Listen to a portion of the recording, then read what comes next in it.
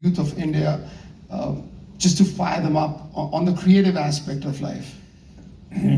Boy, if I had a message, my son Dylan, as you know, he's 25, and my daughter Karis is 20, and of all the different generations, the baby boomers, this one and everything, Gen Z, I have the most faith and support in.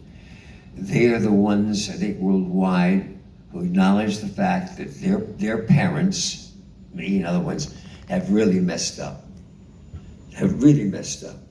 And they're not really angry about it. They just want us to get out of the way so that they can clean this mess up that we have this planet. And because of social media, our problems are globally. Our problems should be really bringing the world closer together rather than just dealing country by country. And I think Gen Z understands that, and Gen Z owns social media, which allows us all from one country to another to be closer together and try to solve some of the world problems. Climate change affects us all. And one of the issues of why I'm involved, with the United Nations, which gets criticized a lot, but I think is the best organization in concept that we have for dealing with worldly problems and with their court and everything else. This is such a tiny planet. It's such a tiny planet. You look up into the sky in a great night, and you look at the millions and billions of stars, and we've yet to find anywhere else that exists. How can we not understand how precious this tiny, tiny planet is, even though there's 7.5 billion people? And I had a lecture, I remember back at the university, by a man named Buckminster Fuller. He was a writer, but he had a book called Spaceship Earth. And he thought of Earth in terms of the size of a spaceship. That's how tiny it is. And that's how we have to begin thinking about it. And we have to begin, and I think that this younger generation is going to do a better job than any of us in dealing with what is the most important issues in the world.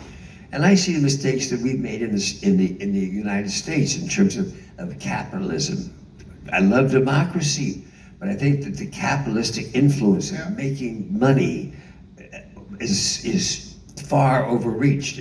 In other words, we have such a small, and this is happening in a lot of democracies, a very small, wealthy population, and then a large class, and the middle class, which we all hoped and dreamed to reach, is having a rough time making ends meet, at least in our country, which is causing hostility. So I'm very optimistic about Gen Z, and I think we're going to really need them because there's a lot of conflict out there still.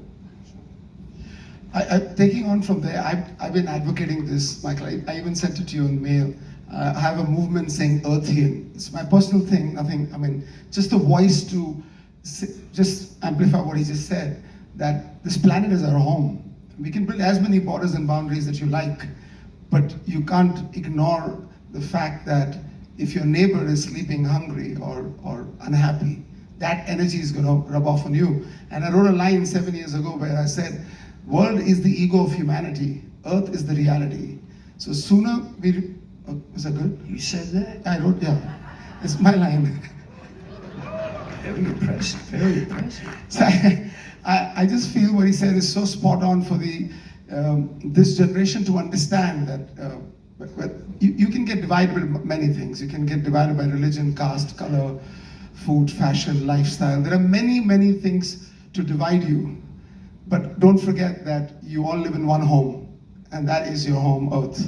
And you are all one family. The sooner you get that right, we'll be able to be a happier planet, a happier family. So I always say that there are two sides of spectrums of life. One is death, divide, and destruction, which is tangible, and peace, love, and unity, which is intangible. I think we need the latter to be sort of a part of our life now. So superbly said. I think that's going to fire them up. So just to repeat the line, the world is the ego of humanity, earth is the reality. The world. The world is the ego of humanity.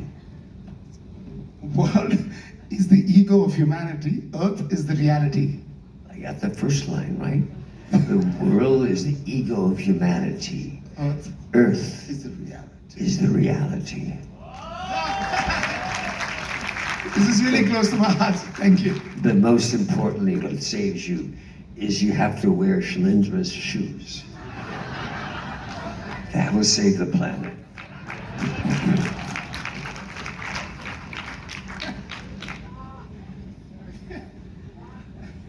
Okay, we're gonna end this now quickly. Just as a tribute to James Lipton, who's no more with us. James Lipton, you did an interview with him in 2001. Do you recall? So 22 years ago. Oh yes. So yeah, just as a tribute to James Lipton, what is your favorite word? My favorite word. Word.